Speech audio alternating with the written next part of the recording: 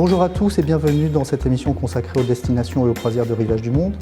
Aujourd'hui, nous mettons le cap sur 3 îles polaires que sont le Spitzberg, le Groenland et l'Islande. Pour nous en parler, nous donner un avant-goût de ces 3 croisières d'expédition, Bruno Guégan, bonjour. Bonjour. Vous êtes ornithologue, naturaliste de terrain, vous êtes un grand spécialiste de l'environnement polaire, vous avez arpenté pendant plus d'une trentaine d'années le Grand Nord, et vous êtes aussi conférencier à bord des bateaux de rivage du monde. Et avec vous, Thomas Huertas, directeur de croisière rivage du monde. Bonjour. Vous avez emmené nos passagers, notamment en Islande, au Spitzberg et au Groenland. Et avec vous, Sarah Cortès-Martin. Bonjour Sarah. Bonjour. Vous êtes directrice commerciale et travaillez chez Rivage du Monde depuis 2008. Bienvenue. Merci. Sarah, pour commencer cette émission, est-ce que vous pouvez nous détailler les itinéraires et les dates de ces 3 croisières d'expédition ? La première est une croisière au Spitzberg qui partira au mois de juillet. Donc, le Spitzberg, c'est cet archipel norvégien très emblématique des terres polaires qui se situe au-delà du 75e parallèle et qui est réputé pour la richesse et la diversité de sa faune. La deuxième croisière, c'est un combiné des 3 grandes îles de l'Arctique que sont le Spitzberg, le Groenland avec une navigation sur la côte est et l'Islande, cette île du nord de l'Europe qui se situe juste en dessous du cercle arctique et qui est réputée évidemment pour ses volcans et ses paysages à la géologie tourmentée. Enfin, la 3e croisière expédition aura lieu au mois d'août et se concentrera sur la découverte du Groenland.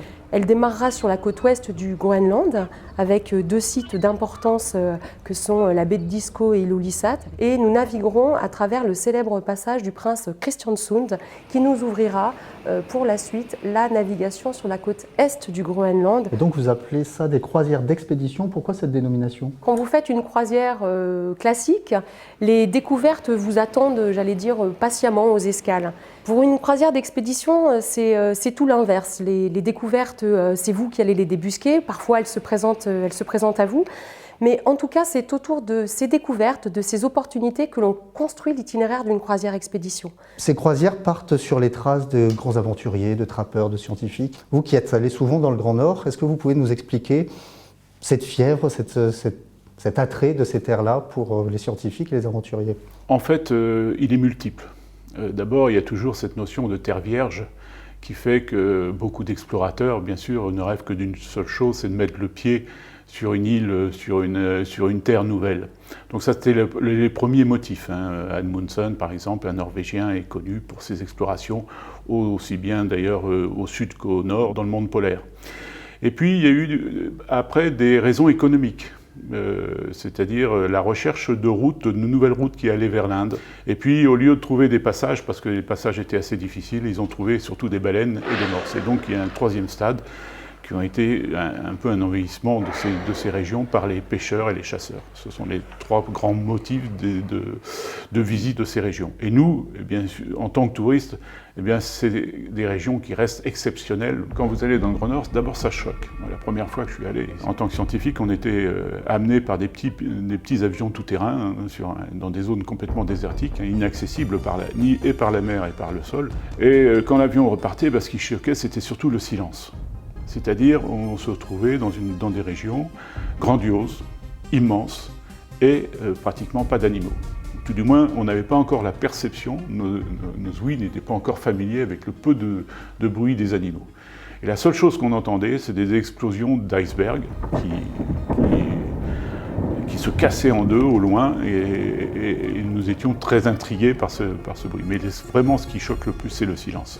Comment ça s'organise, une expédition polaire, et surtout, comment assure-t-on à tout moment la sécurité des passagers ? La sécurité, en effet, c'est véritablement une priorité absolue. Nous allons dans des endroits où il n'y a pas d'infrastructure, de quais, de ports, et c'est une organisation d'expédition que nous mettons en place qui demande une grande expertise de notre part, Rivage du Monde, mais également des guides naturalistes qui nous accompagnent et des guides d'exploration que nous aurons sur place. Nous partons en zodiaque, dans des petits bateaux, où finalement les passagers sont peu nombreux et surencadrés par une équipe de professionnels qui connaissent le terrain, qui connaissent les procédures, et c'est véritablement pour nous la priorité d'assurer à tout moment la sécurité de nos passagers. Et puis bien sûr, à bord, avant de débarquer, nous organisons des briefings de sécurité. Et donc on visite des endroits exceptionnels, des endroits à l'environnement assez fragile. Bruno, est-ce que vous pouvez nous en parler ? Oui, c'est peut-être une reproche qu'on pourrait souvent nous faire, qu'on va dans des zones qui sont sensibles et fragiles. Alors c'est à relativiser, d'abord parce que ces zones sont immenses et que nous ne sommes rien par rapport à la taille de ces zones. C'est-à-dire que notre influence est extrêmement minime. Deuxièmement, les 3/4 de ces zones sont contrôlées, préservées, et donc sont contrôlés par des scientifiques qui nous autorisent à aller dans ces zones, comme nous l'a spécifié Thomas tout à l'heure, avec des guides spécialisés qui vont nous encadrer complètement. Et d'ailleurs, nous n'avons pas le droit de descendre plus d'une centaine de personnes dans la plupart des sites, et nous n'en descendrons sans doute beaucoup moins, parce que nous serons souvent en zodiac à observer à l'extérieur même de ces sites pour ne pas laisser d'empreintes. Alors, je reviens sur cette notion de protection. Le Spitzberg, c'est 60% de zones protégées, soit en réserve naturelle, soit avec des codes environnementaux spéciaux. Donc c'est vraiment énorme par rapport au territoire. Le Groenland, c'est 20% du territoire qui est en réserve nationale. Pour donner un exemple, en France, c'est 0,02%. Donc voilà, si on veut protéger, il faut protéger en France. Et on ne va pas aller polluer ailleurs, mais on y va avec rentrant dans des conditions techniques et scientifiques bien encadrées. Rien n'est laissé à l'improvisation, tous les sentiers sont balisés et c'est véritablement dans une démarche d'humilité que nous nous présentons sur ces sites. Et la seule trace que nous devons laisser de notre passage, c'est celle de nos pas sur la Terre. Je pense par exemple à une escale au Spitzberg, à Ny-Ålesund, où tous les sentiers sont balisés. Oui, Ny-Ålesund, c'est une base scientifique dans laquelle il y a énormément de laboratoires de tous les pays du monde. Et bien sûr, cette base, bien qu'il y ait une population humaine, il y a aussi beaucoup d'animaux. Et donc ces animaux, d'une année sur l'autre, ne nichent pas au même endroit, ne fréquentent pas les mêmes endroits, ont des lieux de passage qui sont différents. Et donc chaque année, il faut à nouveau rebaliser. Et c'est pour ça que quand on descend avec des passagers dans cette zone, dans cette station, eh bien, nous les accompagnons. Nous descendons d'abord en premier et nous les accompagnons pour nous rencontrer un scientifique local qui est là pour justement manager aussi ce passage de touristes. Mais il faut savoir que toutes les sorties seront faites dans le même esprit. On est surveillé par des scientifiques et puis par la police de la nature là-bas qui fait très attention à ce que l'on fait. Et pour nous, c'est encadré et tant mieux. Et si nous ne respectons pas ces lois, eh bien, nous pouvons avoir une interdiction de revenir les années suivantes. On a aussi des consignes assez sévères quand on descend dans un petit village. Des petits villages qui font des fois 125 ou 200 habitants.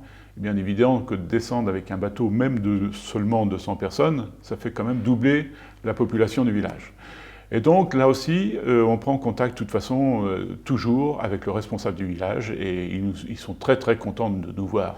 Ils sont très accueillants, si les 3/4 du temps, ils vous accueilleront volontiers même chez eux, mais il faut le faire avec leur assentiment. Il y a des usages et ça, on le fait respecter.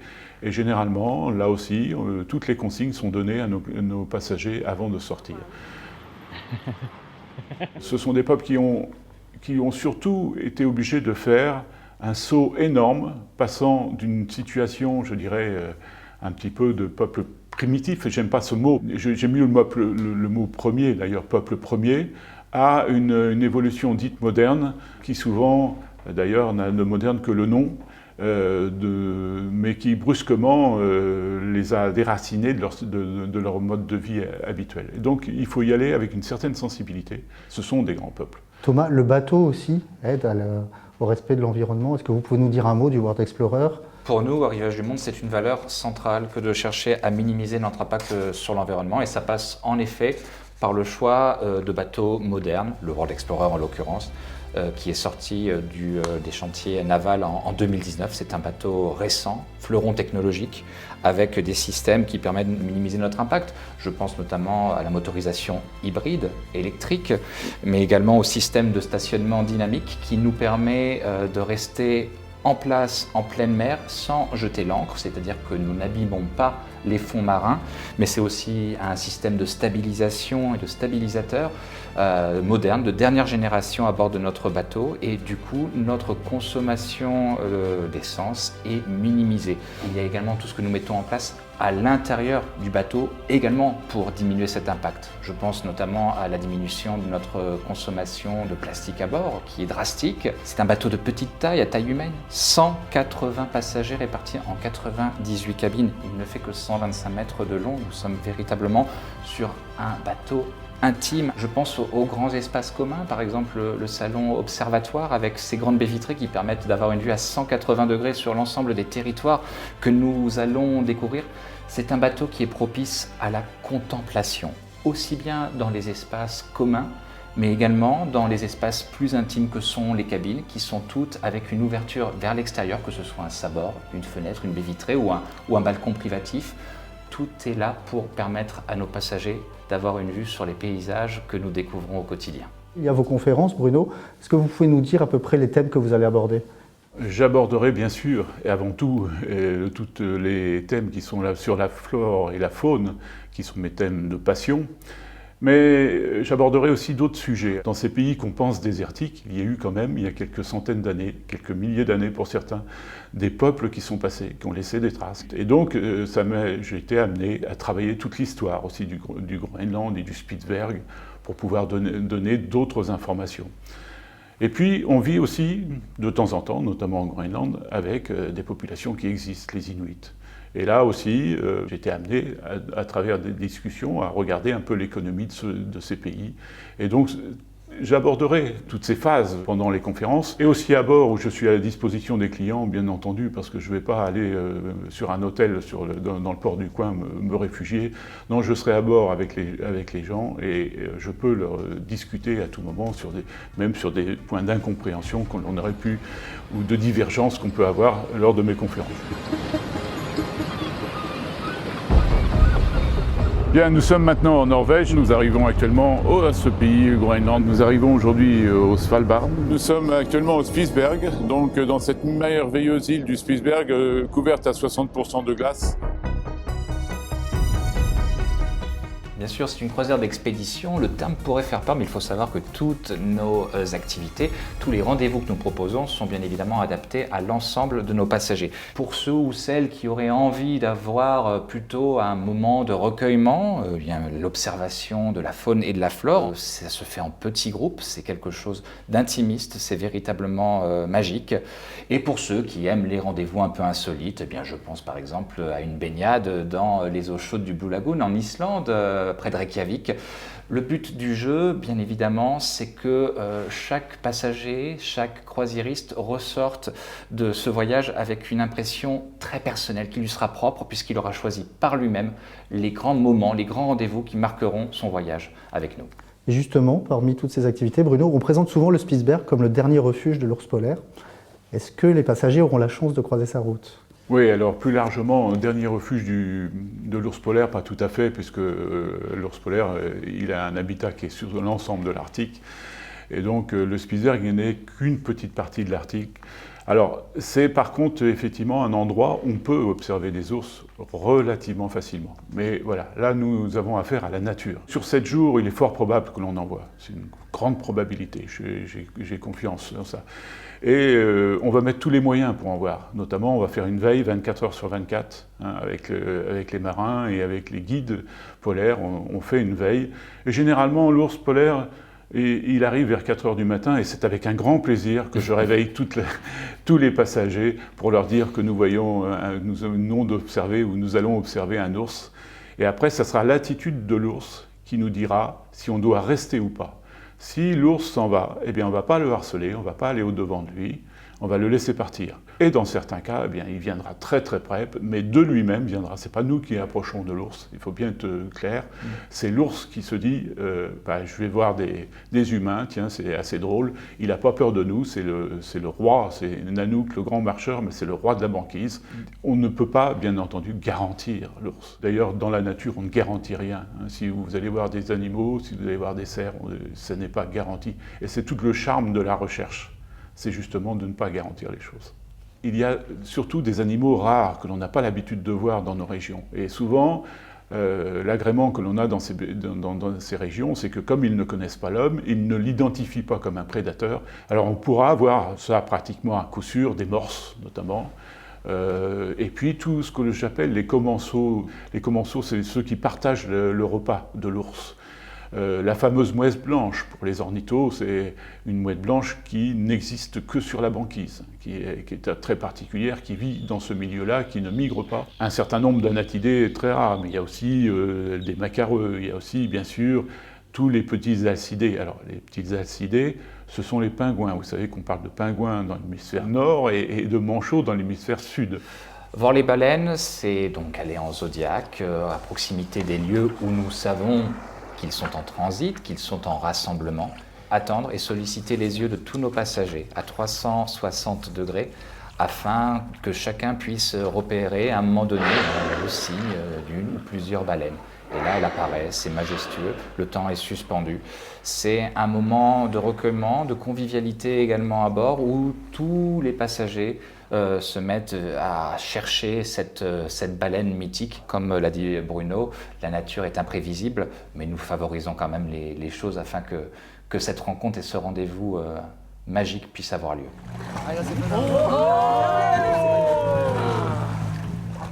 Ces croisières d'expédition vont également en Islande. Est-ce que vous pouvez nous parler de la géologie si particulière de l'Islande ? L'Islande, c'est très particulier parce que c'est un pays récent. Hein. On l'estime en environ 30 millions d'années, ce qui pour la Terre est très récent. Hein. La Terre, 4,5 milliards d'années. Donc l'Islande est un pays très récent qui est sur la fracture médio-atlantique qui sépare l'Amérique de l'Europe. Et cette fracture continue à s'ouvrir à raison d'environ 2 cm en moyenne par an. Eh bien, on l'a vu récemment, hein, vous en avez tous entendu parler dans les émissions, génère des volcans ou tout du moins des effusions de lave assez importantes. Et cette terre est à la fois une terre merveilleuse parce que c'est une terre chaude, mais aussi une terre en glace, puisque 10% de l'Islande qui est couverte de glace. Donc on a cette confrontation permanente entre la chaleur et la glace.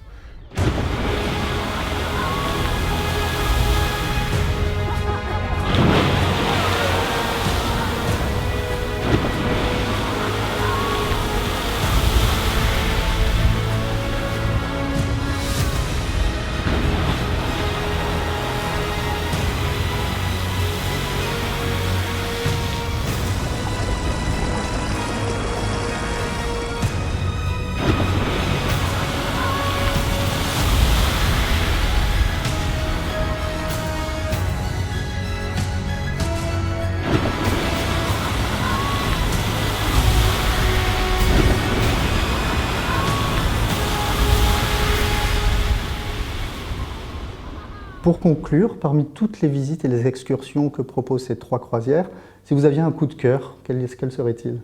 Sarah ? J'ai un souvenir émerveillé des icebergs. D'abord, j'imaginais pas le nombre de couleurs différentes, de tailles différentes, de formes différentes, et surtout le jeu de lumière qui s'opère entre à la fois la glace, qui peut être blanche, bleue selon son âge notamment, ce jeu de lumière entre justement cette glace, l'eau, le ciel, et ce à toutes les heures de la journée, parce qu'on est en plein été arctique, donc il ne fait jamais nuit.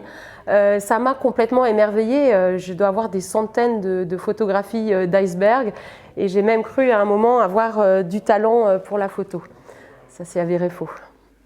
Et pour moi, ça reste la banquise.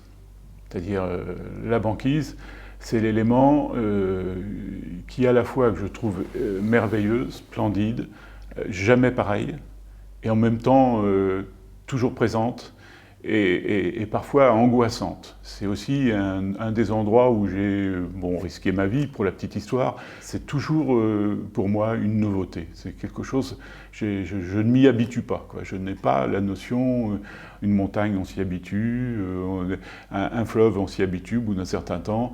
Là, la banquise, eh bien, personnellement, je n'arrive pas à m'y habituer. C'est pour ça que je vais toujours là-haut.